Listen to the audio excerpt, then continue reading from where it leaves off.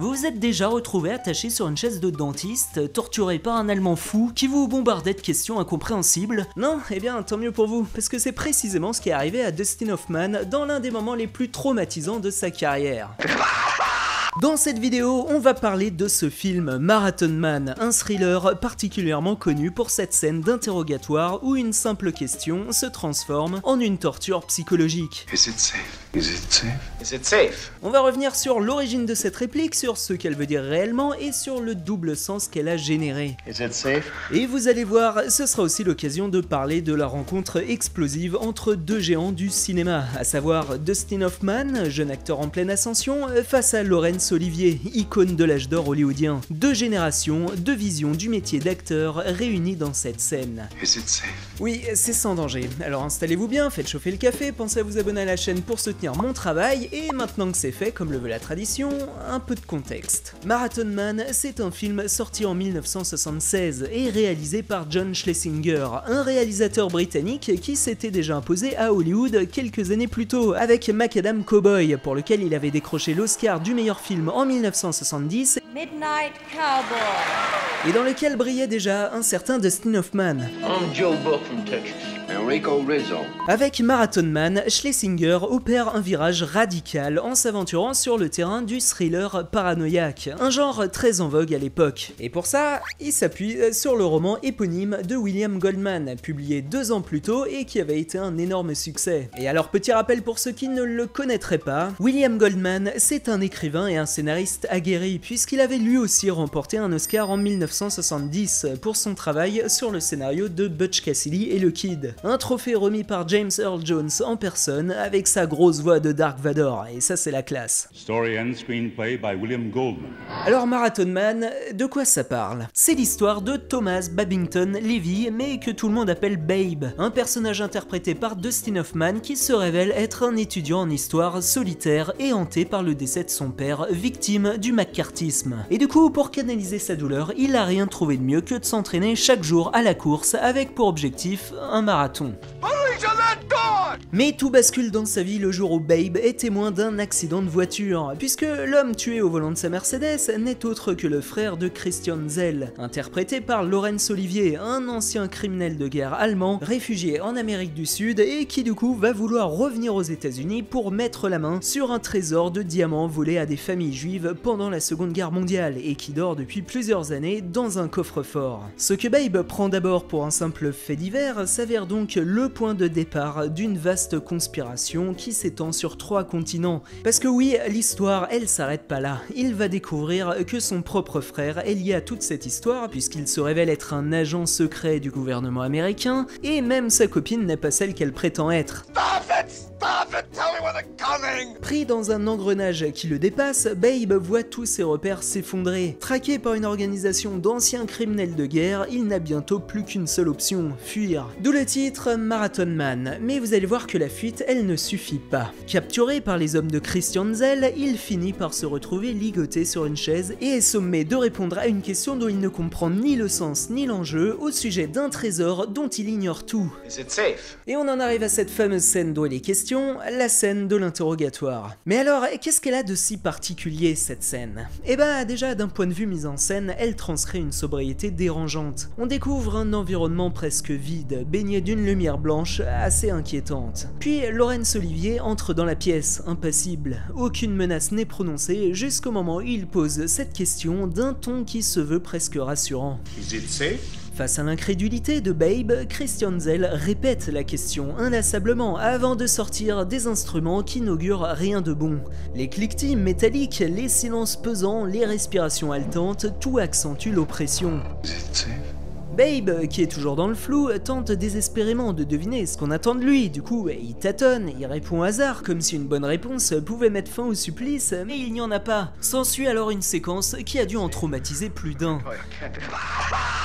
Après ça, la tension monte encore d'un cran lorsqu'on lui fait croire qu'il est enfin sauvé. Convaincu d'être hors de danger grâce à un homme venu à son secours, il réalise vite qu'il s'agit d'une mise en scène, un nouveau piège destiné à lui soutirer des aveux. What did he say to you? He said, He must have said something. Tell me what he said. nothing!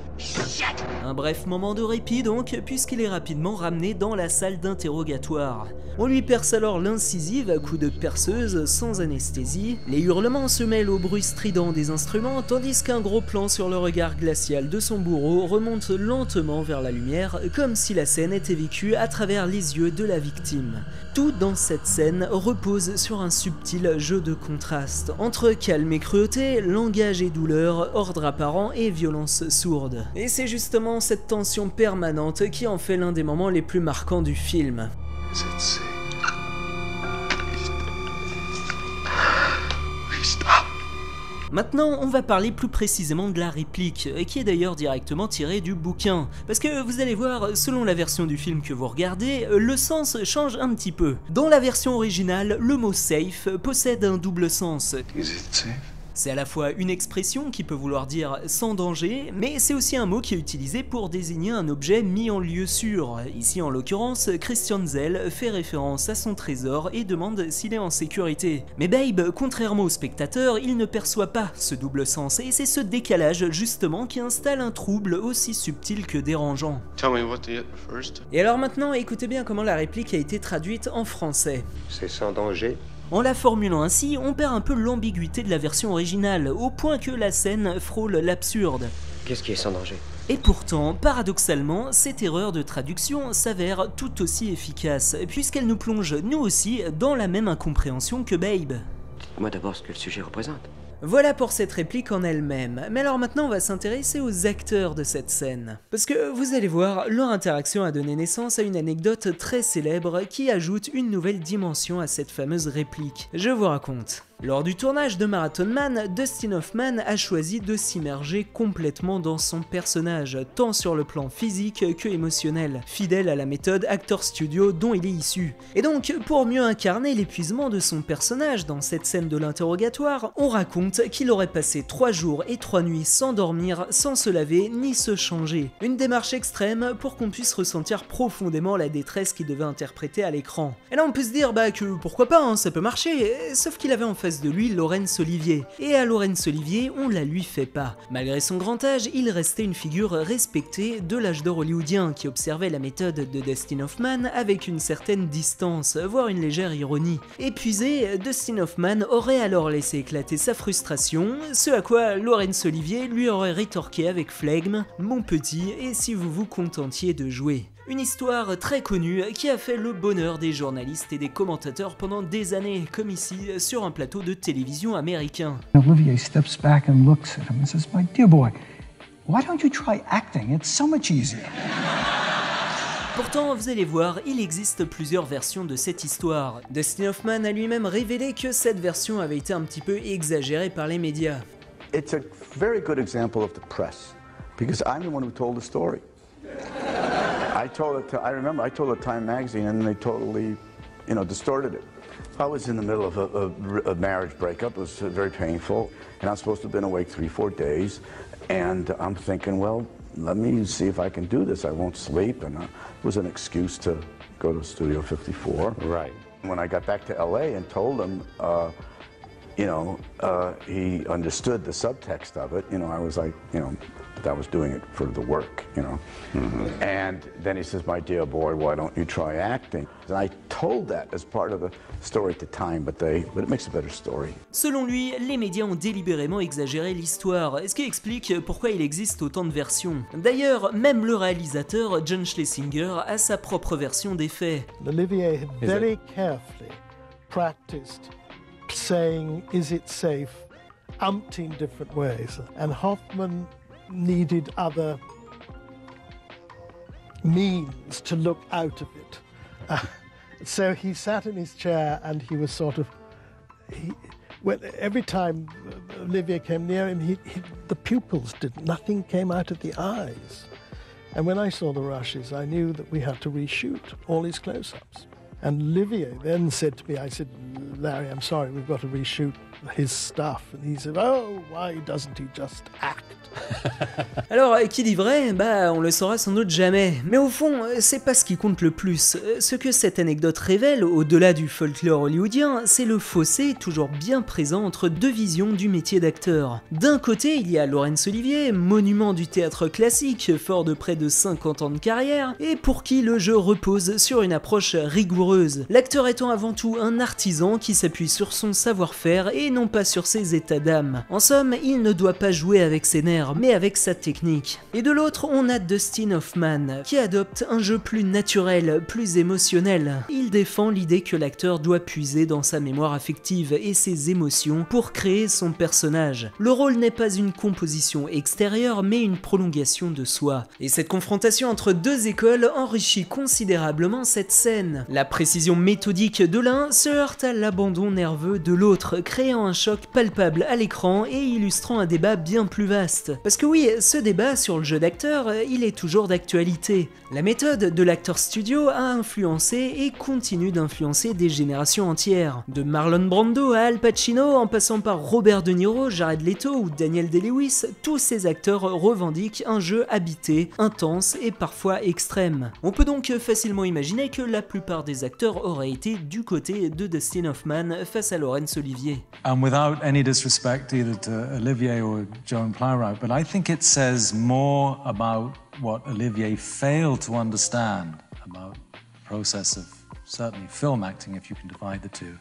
Et pourtant, ironie de l'histoire, c'est bien Laurence Olivier qui sera nommé à l'Oscar du meilleur acteur dans un second rôle pour ce film et pas Dustin Hoffman. Une récompense d'autant plus méritée que l'acteur était gravement malade pendant le tournage. He was very ill with a bunch of diseases. Nobody knew if he'd live. And then Olivier got strong enough to do it. And he's bald in the movie. And we were terrified that Olivier, who was a very ill man and had been gorgeous as a young star, might not want to have all of his hair taken away. And I wouldn't have blamed him. So we had a barber, and we hid him in the basement of the place where we were doing rehearsal. And Sir Lawrence walked in and said to Schlesinger, we should really do something about getting rid of my hair. And so down he went to the barber and he came back bald and he was just fine with it. Extraordinary. Yeah, he was the fabulous. Et c'est vrai qu'il était fabuleux. Je trouve même, à titre personnel, que c'est l'interprétation de Laurence Olivier qui sauve le film. Parce que oui, Marathon Man, c'est pas le chef-d'œuvre qu'il aurait pu être. Le film incarne bien son époque et regorge d'idées et de rebondissements, mais il manque parfois de cohérence et d'intensité. On sent que Schlesinger, malgré son talent, n'est pas totalement à l'aise avec ce genre, ce qui donne au film une tension inégale et un récit parfois confus. Il faut dire que le matériau d'origine était particulièrement exigeant. Ce livre, c'est le reflet d'une époque. Toute la tension résonne avec l'esprit des années 70. Le scandale du Watergate, la guerre froide, la désillusion post-Vietnam, c'est une période de crise de confiance profonde et Marathon Man en capte parfaitement l'ambiance kafkaïenne. C'est avant tout l'histoire d'un homme dont la vie s'effondre brutalement sans qu'il ait la moindre prise sur les événements. Du jour au lendemain, il se retrouve prisonnier d'un système opaque dont il ne comprend ni les règles ni les enjeux et où même les figures censées incarner l'ordre comme les policiers ou les enquêteurs deviennent des personnages inquiétants. You can call me Janie, all of my friends do. I'm not your friend.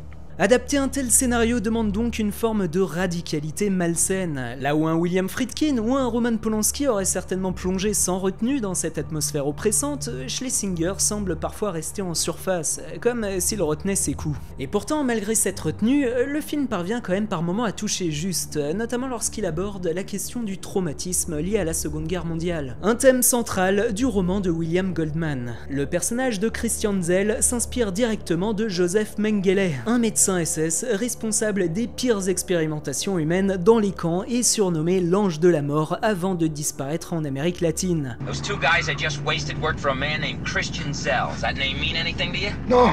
He ran the experimental camp at Auschwitz, where they called him the White Angel, the Vice Angle. Et c'est dans cet esprit que la célèbre critique Pauline Kael parlera d'un fantasme juif de vengeance. Une formule qui résume plutôt bien le film. D'ailleurs, il y a une autre scène marquante dans ce film. Vers la fin, on voit le personnage de Laurence Olivier se rendre dans un quartier de New York habité par une forte communauté juive. Sur le chemin, il croise le regard de nombreux survivants des camps. Ses yeux se figent lorsque l'un d'eux semble le reconnaître. Pris de panique, Christian Zell fait brusquement demi-tour, réalisant que son passé vient de le rattraper.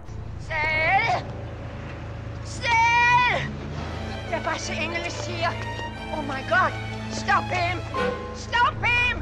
Et alors pour l'anecdote, c'est précisément cette idée, celle d'un ancien bourreau reconnu par ses victimes en plein Manhattan, qui a été l'élément déclencheur chez William Goldman pour l'écriture de Marathon Man. One day I was walking, I think it's 47th Street, and in those years it was filled with Jews who had concentration camp marks on their arms and stuff.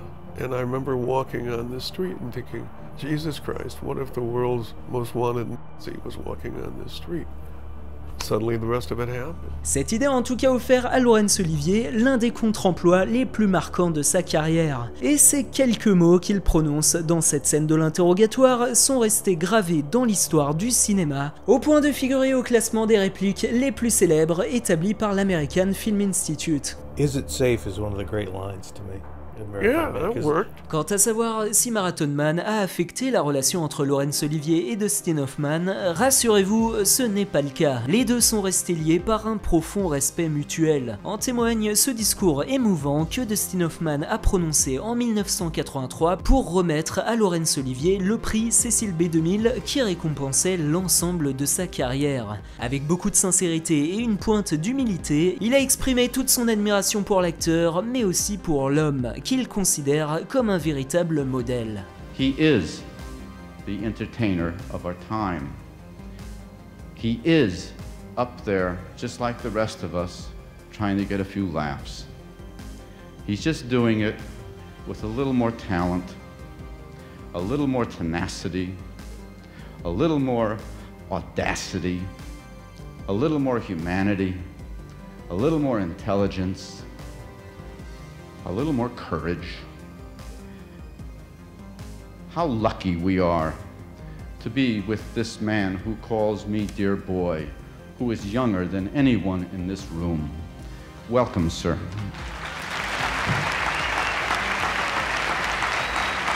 Merci à vous d'avoir regardé cette vidéo jusqu'au bout, j'espère qu'elle vous a plu, j'espère que vous avez appris des choses. N'hésitez pas à vous abonner à la chaîne et à partager la vidéo pour soutenir mon travail. Quant à moi, je vous dis à bientôt pour une prochaine vidéo.